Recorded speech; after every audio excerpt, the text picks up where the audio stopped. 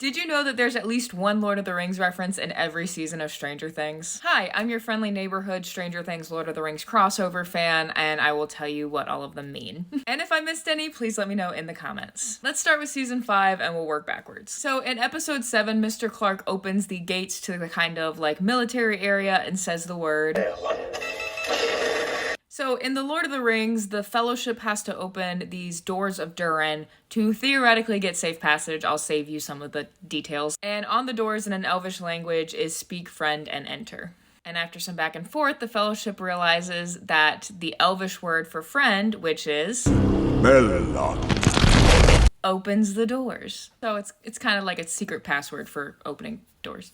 In season 4, we get probably the most direct and quotable reference to Lord of the Rings, which is when Eddie Munson says, I say you're asking me to follow you into Mordor, which, if I'm totally straight with you, I think it's a really bad idea.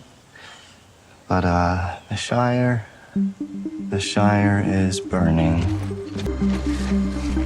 So Mordor it is. So the Shire is where the main character hobbits live. It is this very idyllic place. It's known for being incredibly beautiful. The folks there focus on like these like luxuries of life, which is like gardening, cooking, reading. Like it's very peaceful there. And it is a peace that is not often disturbed. And Mordor looks like a very evil place. You can see it, right? It's where the main like big bad in Lord of the Rings sets up his fortress and his giant eye.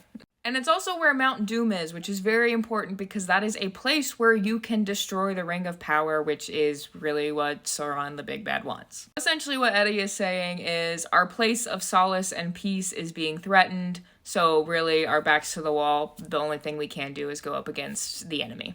In season 3, a very subtle reference that they make is that Dustin puts Cerebro, which is its own separate nerd reference, on a hill he calls Weathertop. Weathertop in Lord of the Rings is really, it's this elevated hill. It kind of works as like a watch hill. So in Fellowship of the Ring, Aragorn takes the hobbits there, kind of on their way to find Gandalf, and they get attacked by the Nazgul, which are also bad people who work for Sauron. In season 2, Bob Newby is played by Sean Astin, who plays Samwise Gamgee in the movie version of Lord of the Rings. But Fellowship of the Ring, which is the first Lord of the Rings movie, didn't come out until 2001, so the Stranger Things characters have a little bit of time before Bob Newby haunts the narrative for them. In season 1, when Dustin, Luke, and Mike are talking to the police about Will's disappearance, they talk about him going through Mirkwood, which they refer to as this like heavily wooded area that surrounds a road. Theoretically, this could be a Norse mythology reference, but in the show they say that they fight over whether it's a Lord of the Rings or a Hobbit reference. It just means dark woods, and in the context of Middle Earth, it is this very dense forest that eventually gets kind of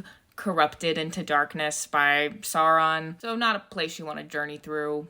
And then another reference that season is that the password to Castle Byers at some point is Radagast. And Radagast the Brown is one of the wizards in The Lord of the Rings. A personal favorite as well. He's kind of like the Lorax, but the trees speak for themselves, so, you know, that's complicated. Let me know in the comments what has been your favorite pop culture reference from Stranger Things, or were there any Lord of the Rings references that I missed?